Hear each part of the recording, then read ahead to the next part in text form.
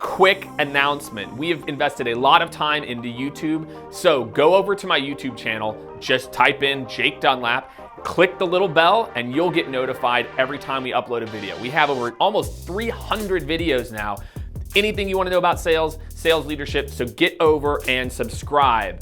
What's going on, everyone? Welcome to weekly recap number 67. I am Jake Dunlap, CEO of Skaled. And this week, my friends, we are talking some of my favorite sales topics, some amazing updates to LinkedIn that you have to know about. I've got a really great question in my Ask Jake Anything and an amazing challenge for all of you in this week's Get It Done.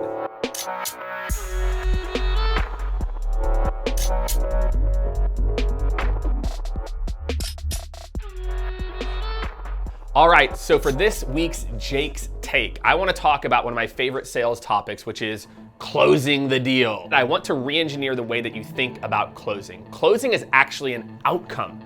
If you execute the steps and you do well within each step, a close either happens or you disqualify people. So here are my top 3 tips for closing more deals. One is you have to learn how to create a need. That means every person comes into a sales situation with their own bias. Here's what I think is happening in the world, etc.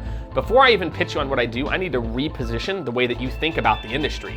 So, hey, Jake, here's some common things that are happening, but what a lot of B2B organizations aren't thinking about is this in 2020. How are you thinking about that? And then they go, oh my God, Jake, I don't even know. We weren't thinking about it. Number 2, my friends, is that you have to dig deeper. That whatever you hear on the surface of your first questions is most likely not the real issue. After every question, if you just ask why, hey Jake, we're trying to hire 25 software engineers. Why? Well, because we're opening up a new office. Amazing. Why are you opening up a new office right now? Well, because we're trying to grow into this market. Why is this new market so important? Then you get to the root of it. It could be that they already have that problem solved. Right? I'm trying to hire 25 software engineers. At the end of that little rabbit hole could be like, oh yeah, but we already have 24 of them in the pipeline. So make sure that you dig deeper. If you dig deeper, you really understand if you have a compelling event. So that's the second tip to closing more deals. And last, you have to drive next steps. Most companies, 85% of companies report poor collaboration. You have to drive momentum. You know what needs to happen next. If you want to close more deals, you have to learn how to create a need, ask why, and dig to the deeper pains, and you have to drive momentum. That is my take on closing, and I would love, absolutely love, to hear your take in the comments. What is your best tip for closing more deals? This week in Awesome, everyone, I'm really excited. We teamed up with my friends over at G2, and I put out what I really believe is the must-have go-to guide for sales role plays in onboarding. Too many times we think about role plays as these fake scenarios, but I'm telling you, if you want your people to get more at-bats and you want your people to ramp faster, you have to have them role playing. Very specific scenarios and role plays in each step that will help your reps to ramp 1 to 2 times faster. Check out the link in the comments.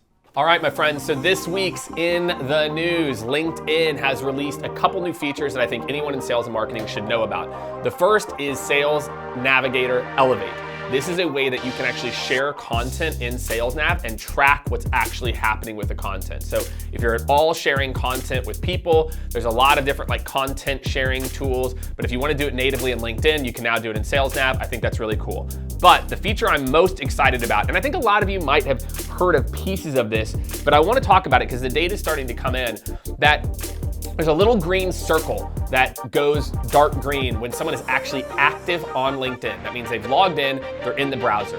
So my friends, there's a 10% increase, and this is just LinkedIn's initial reporting, a 10% increase in engagement when you engage when someone's active. So my friends, if you have LinkedIn pulled up, this little piece of in the news, I think, can immediately change your game. So when you're doing your normal sequence of activities, just take a quick look. And if that green dot is on, maybe you go ahead and accelerate something. This week's hashtag Ask Jake Anything comes from, this guy's got the best name of all time, Jacob Hedman. How important is knowledge of sales for someone in the non-sales side of business?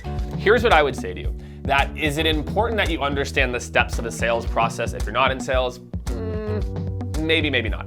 I think what is really important about sales in particular is to understand human psychology, that there are tendencies and things that we tend to do as salespeople, or as humans, that kind of lend us to act a certain way. And so I think, to me, I would try to understand more of the psychology of sales. So again, because sales, let's say if you're a lead engineer and you need to get your next, you want your product roadmap approved. like ways to better communicate to get that done. Like we as people, unfortunately, we're not 100% rational beings. I wish we were.